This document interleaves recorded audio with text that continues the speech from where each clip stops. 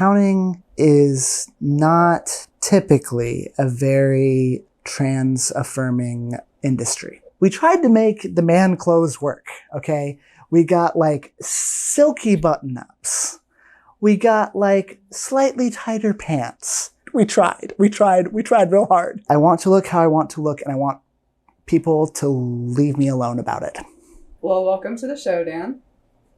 This is the Lola Eichler YouTube show, and I just wanted to introduce you to one of my friends who has been through a lot. I'm going to let Dan introduce himself a little bit.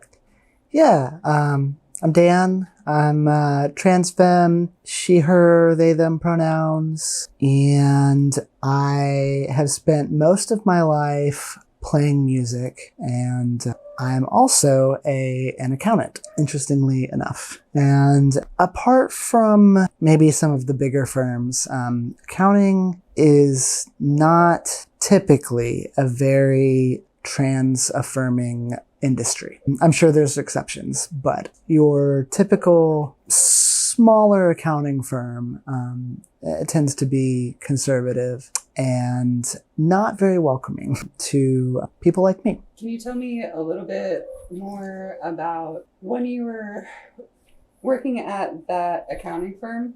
Did you know you're trans when you started there? Not really, no. No. I don't know if I'm one of the people that like always knew, you know.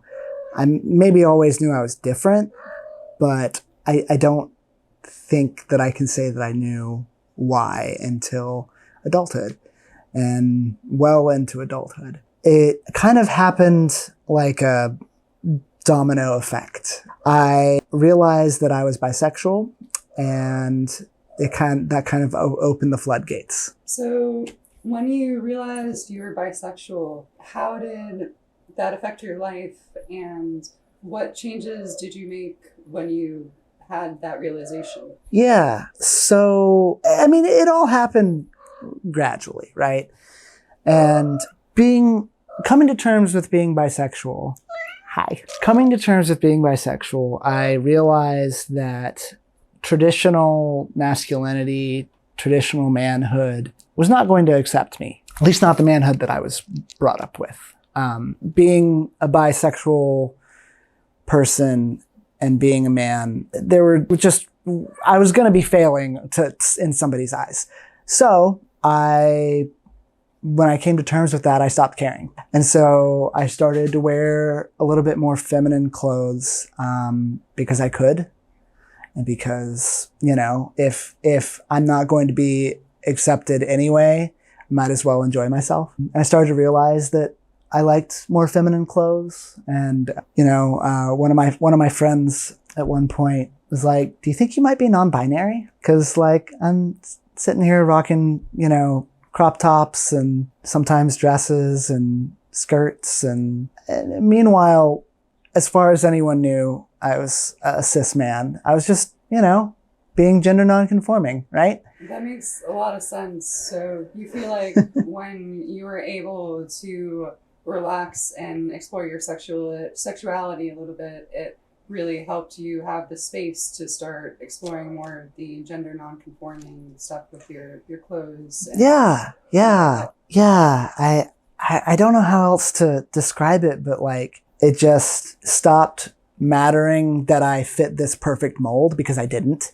I wasn't going to. And so I just started doing what felt right. So it was like a freedom and acceptance kind of thing. Yeah. So the presentation and the playing with gender nonconformity kind of came before the realization. Yeah.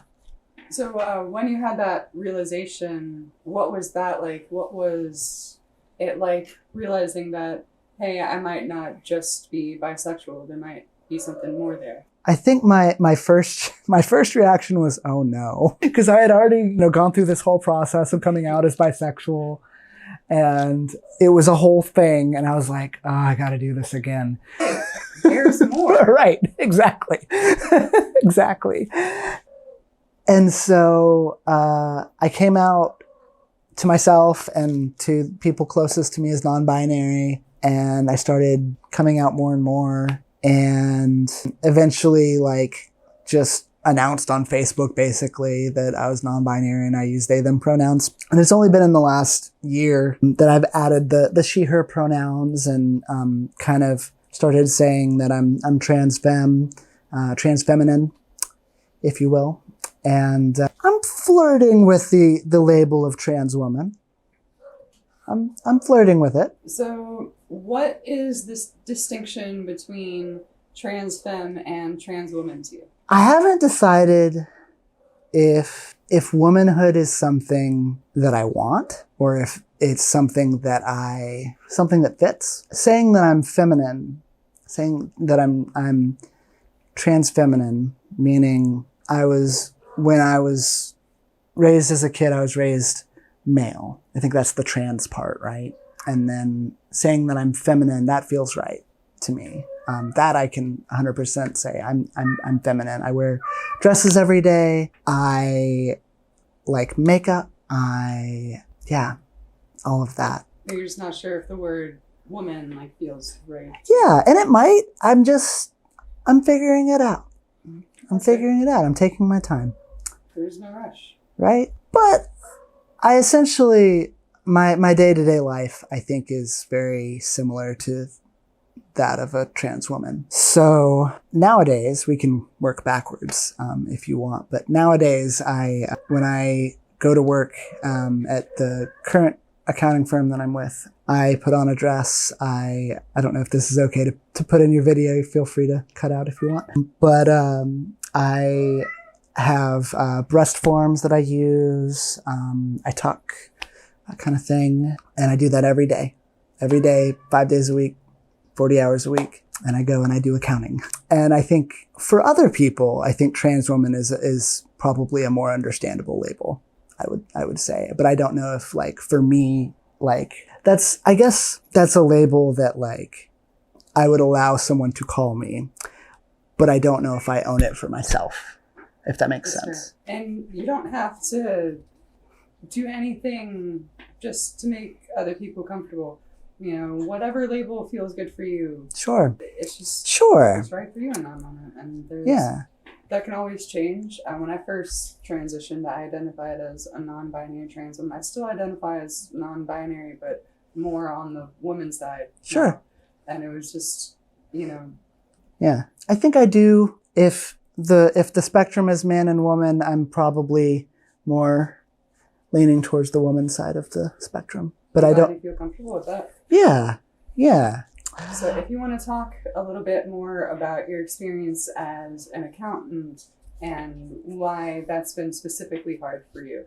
Yeah. So my previous job, I worked with all cisgender straight people. And I had, by the time I realized that I was trans, I had already been working there for 2 years, probably almost 3 years at that point.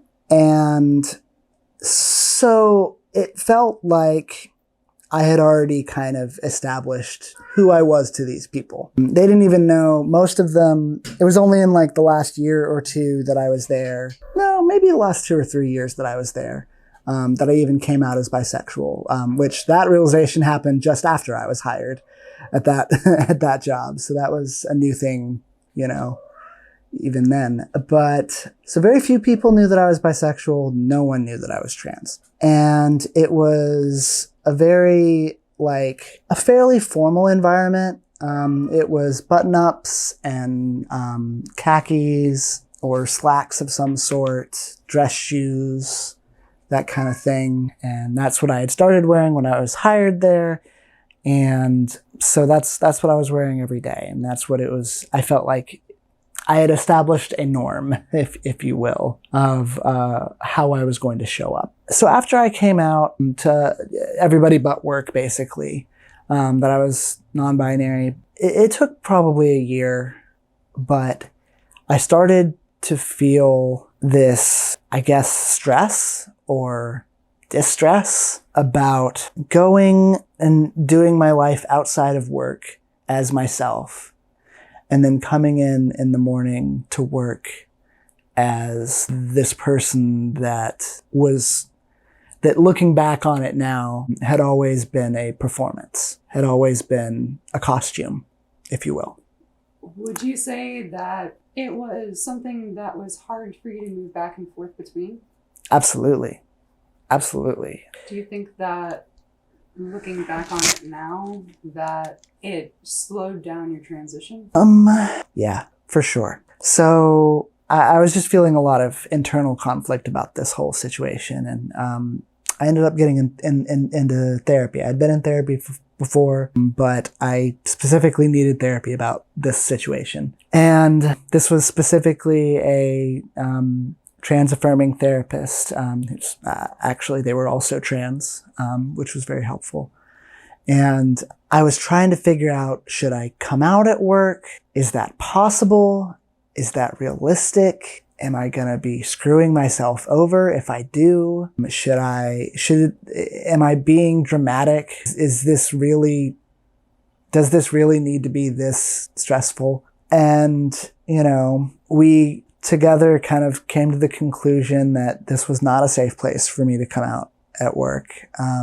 I didn't have something to know about Georgia is that it is I believe it's called an at-will state. And so I think in a lot of cases, they can't fire you because you're trans, but they can fire you for no reason and just not say it's because you're trans. That's true. As long as the stated reason is not that you are a social minority of some sort, the state of Georgia does not care.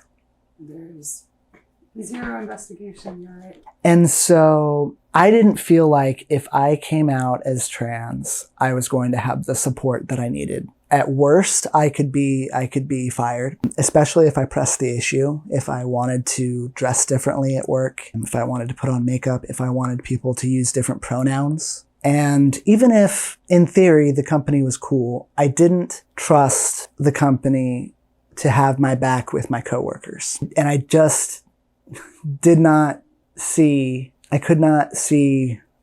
my coworkers actually respecting who I am, most of them. And, that's something rather traumatic that happened that actually spurred my progression to where I am now. So, some things do have a purpose sometimes. Is I witnessed this conversation that they had. It was about pronouns and how stupid, it is for, trans people to ask people to call them by their pronouns. And of course, they don't realize that there's a trans person in the room. And this went on for 30 minutes of just back and forth jokes and things. And that's when I was pretty sure that I couldn't count on my coworkers to respect me, but that's when I knew it.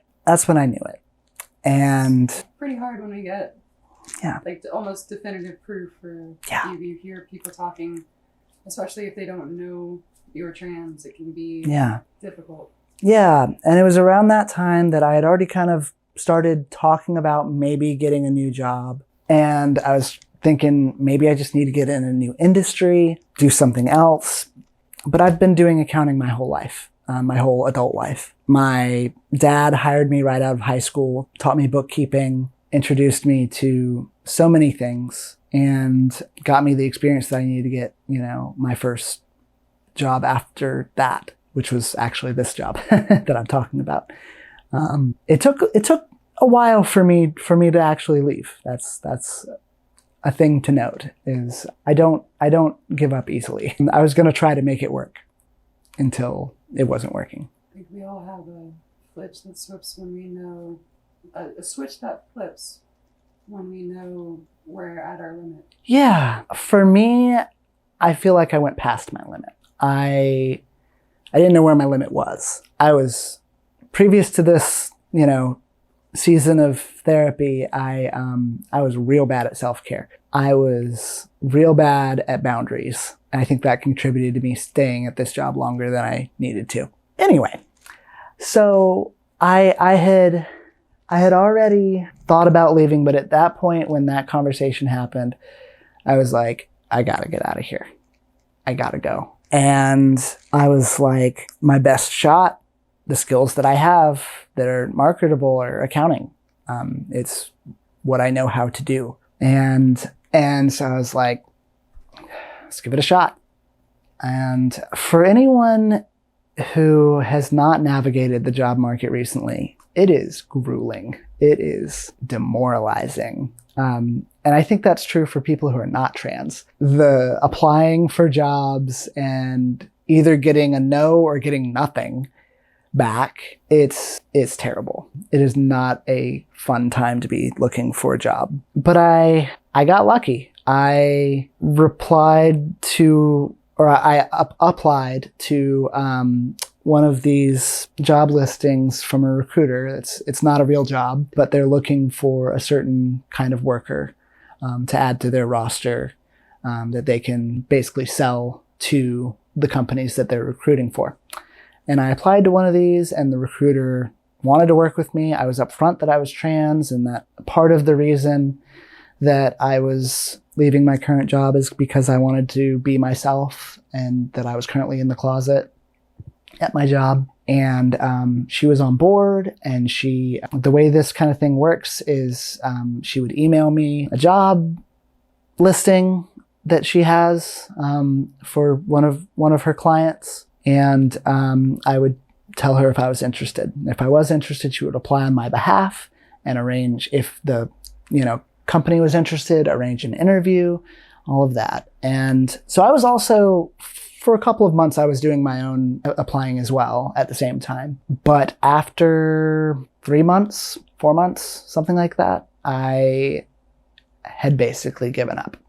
And my recruiter was the only person applying for jobs for me, because I was just like, I've probably applied to 100 places and have gotten nowhere. And I didn't know if that was just the job market we were in, if that was me being trans. You never know with these things. You don't know. But again, I got lucky. And one of the jobs, it was kind of an interesting situation. So it was actually one of the first jobs that she had sent me 3 months prior. And they had hired somebody else, and that person didn't work out. So then they came back to me, since I had applied previously. And so I got this interview. When I was, realized I was going to get the interview, I went and got an interview outfit. And it was this really cute, like, trench coat dress. And I went as myself to the interview, and I didn't even bring up that I was trans. The person interviewing me brought it up and was like, and this is like a super small company. They don't have an HR department or anything. And she was like, I don't personally know anyone who's trans, but I'm an ally. I will do my best to respect you as you are, and do anything and everything that you need to feel comfortable. And that's all I could ever ask for, right? And it's a job, in my opinion, it's a step up from what I was doing. I was doing, office administration and bookkeeping, which is a lot more common than you think. A lot of people who are hired as office administrators are used as cheaper labor for bookkeeping. And it is actually extraordinarily difficult to do both jobs. It is hard to do office administration and bookkeeping. And now I'm just doing accounting. I'm not doing the office administration anymore. And my job title has the word accountant in it, which is cool. And I come into work every day, the full face and women's clothes, and everybody typically uses she, her pronouns for me, and my work is respected, my time is respected. We've had conversations about how best to handle certain situations, and they asked for my input on things. Touch the microphone. And it's a dream come true. I mean, and I wish I could say that it's like, these are the steps to make this happen. I don't know. I don't know what those steps are for.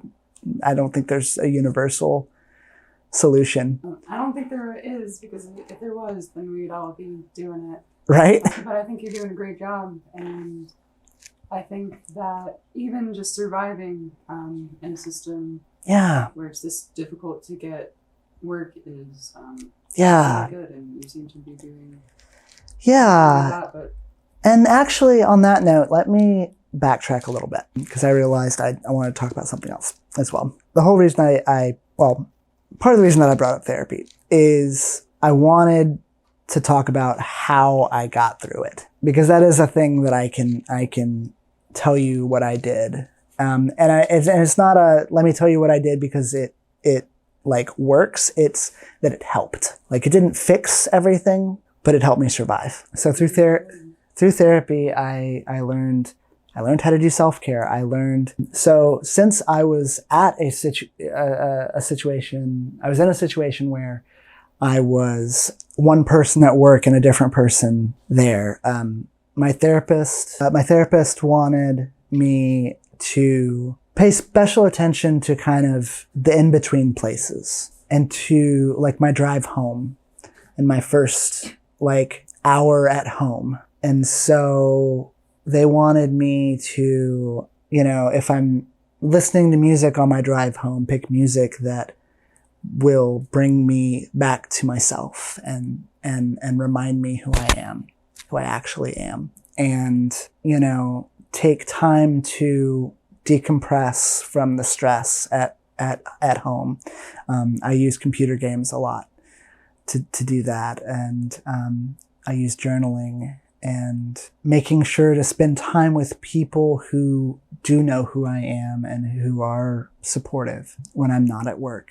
And, give myself permission and remember that it is a good and helpful thing to get out of those clothes that I don't want to wear and put on something that I do want to wear, even if it's only for a couple of hours after work. Don't always have energy. I didn't always have energy to do that, but remembering that it was a tool, it was a way to cope was helpful. Like just having it in my head, like, this is a thing that I can reach out to, that I can do, that is helpful. And even if it's not the boundaries around how I want to present, learning some boundaries at work, learning how to say no, because that was, also part of it. I was doing too much at the same time as spending all this energy hiding and putting on a costume that did not fit me anymore, if it ever did. Do you think being trans had anything to do with your desire to please everyone around you, to feel some sense of like safety? Probably, yeah. I mean, I like to say that one of the reasons I know I'm trans is that I've always been terrible at being a man. And I've had a lot of insecurity about all the things that I was supposed to be into and supposed to be good at, and mannerisms and stuff that I was supposed to have. That part I don't think I ever figured that part out. I don't think it's possible, for me at least. Right?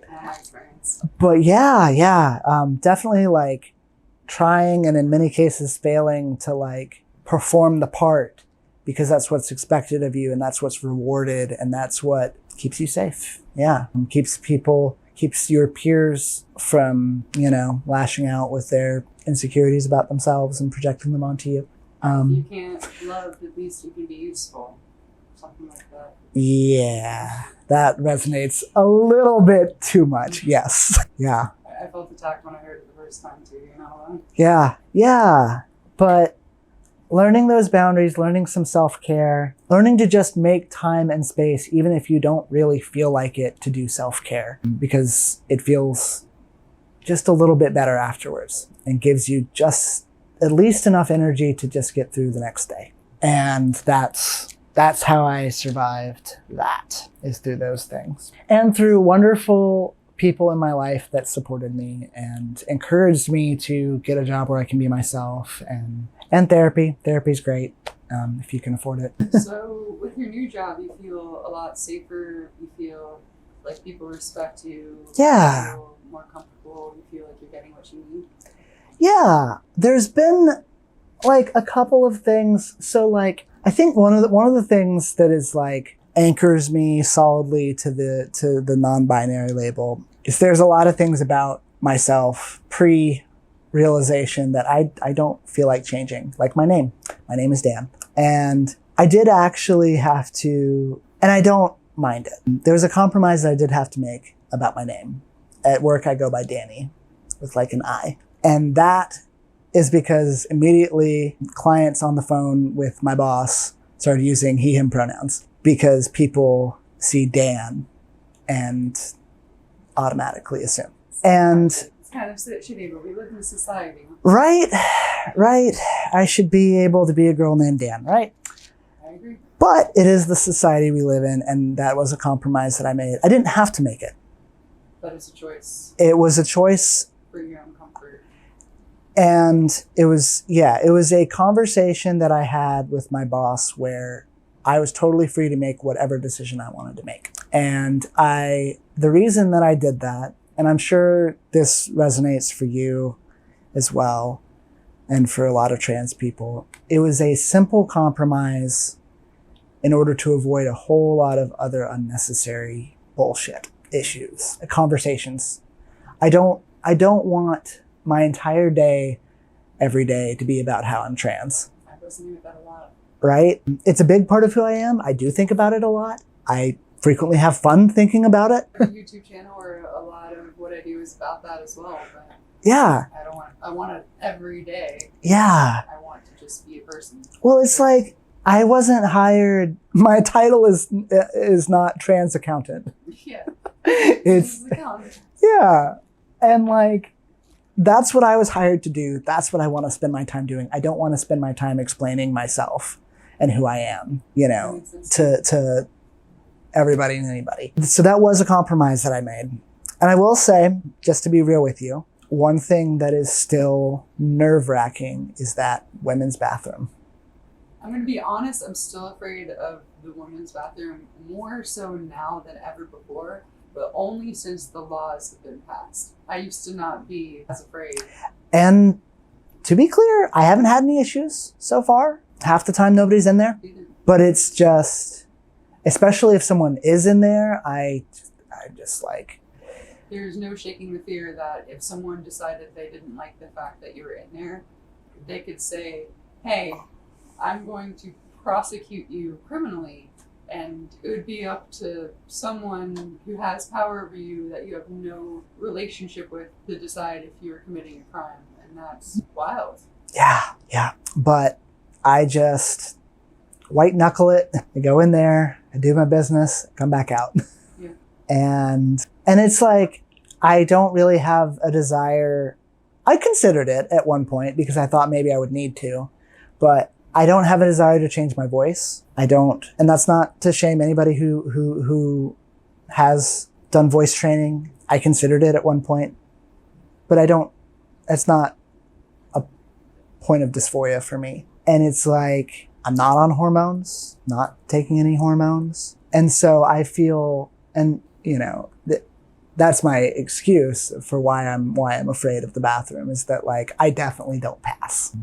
To me, I've been told that with my full face of makeup and everything, I've been told and assured that I'm fine. But it's that anxiety. That day, what if you get some stubble coming through? Yeah. What if you just say something? Right?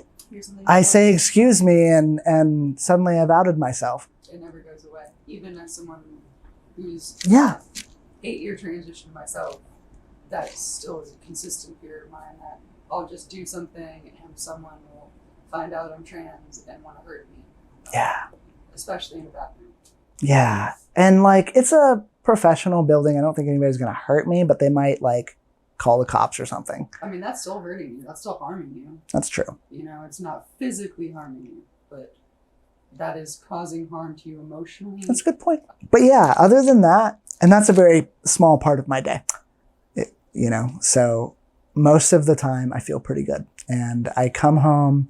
The biggest difference for me living as myself 24/7 is I have energy to do something other than just decompress and escape and, self-soothe. I have energy to create things. I have energy to like go hang out with people Does it feel like a large part of that energy is feeling like you have to spend less energy on filtering what you're thinking? Absolutely. I mean, I haven't, other than, I mean, I was just talking to one of my partners about this the other day. Like, I've started to go places and forget that I'm trans. I'm just me. It's the most wonderful. Right? I'm at Sephora.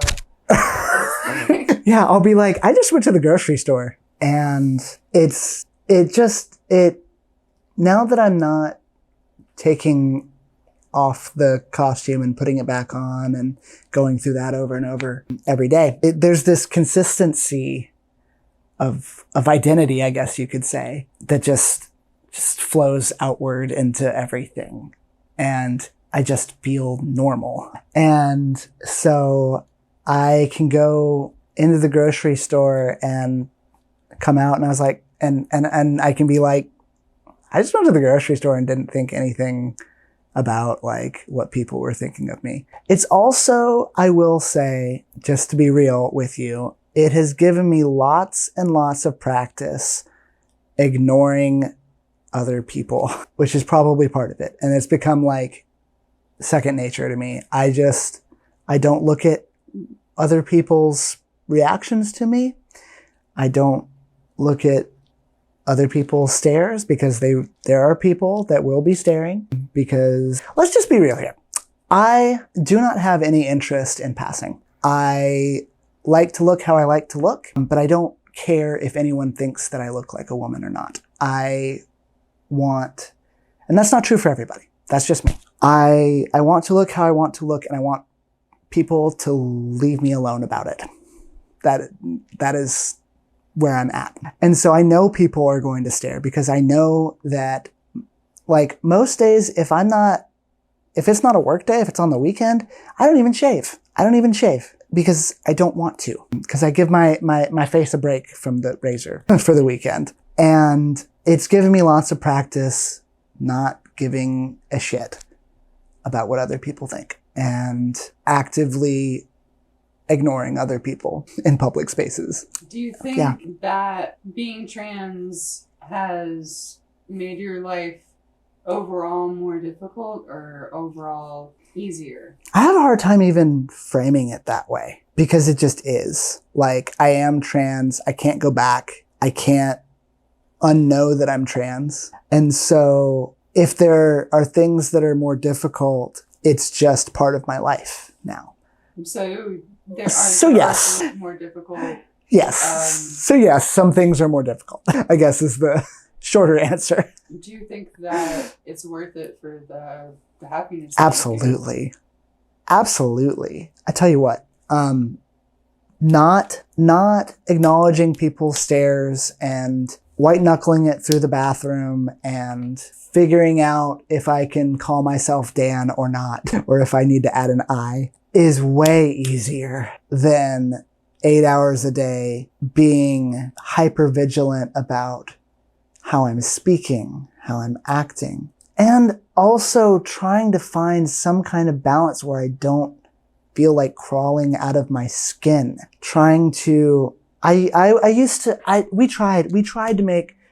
We tried to make the man clothes work, okay? We got like silky button-ups. We got like slightly tighter pants. We got all these little things. We tried real hard. And it was a lot of work too. That was a lot of work. That was a lot of effort. And like, it was also like stuff I can't pull up on my phone in case someone's looking over my shoulder. Stuff I can't leave up on my computer. If somebody new is hired, I have to find them on Facebook and block them, right? So much work. TV shows no one can know that I'm watching. Right. And like whole aspects of my life that I can't talk about. Like, how was your weekend? I was at Pride all weekend. My weekend was fine. What'd you do? Nothing much. Like, just so much effort. Because all I want to do is just be me and like just not fake it. I'm bad at it. And it is, even with all the stuff that I have to deal with, all the extra little things that I have to learn how to do in order to make it work with the world that we live in. That to me is worth it to stop doing all the other stuff that I was doing. Oh my goodness. And it was all and here's the kicker. Here's the kicker is that was all in service to an act. It was all in service to a costume that was not me. What I do now is in service to me and who I am, not who I am pretending to be. It's beautiful. So, well, I love you, Dan. I love you too. I really appreciate you sharing your time and your thoughts and your story. Thank you. With the audience. Thank you for giving me a platform to talk. And I hope it helps somebody. If you're out there and you're struggling, I can't promise you that everything will be okay, but I can promise you that there are people out there that care. There are people out there that love you, that will love you for you. And there is a place that you belong in this world. I think one of our greatest adventures in life is figuring out where that is. But it does exist. I believe that. I have to. So I love you. I know at least a good portion of my audience is going to really love you as well. Thank you for reminding all of us that we're not alone. Absolutely. And until next time, much love always. Say goodnight, Dan. Good night.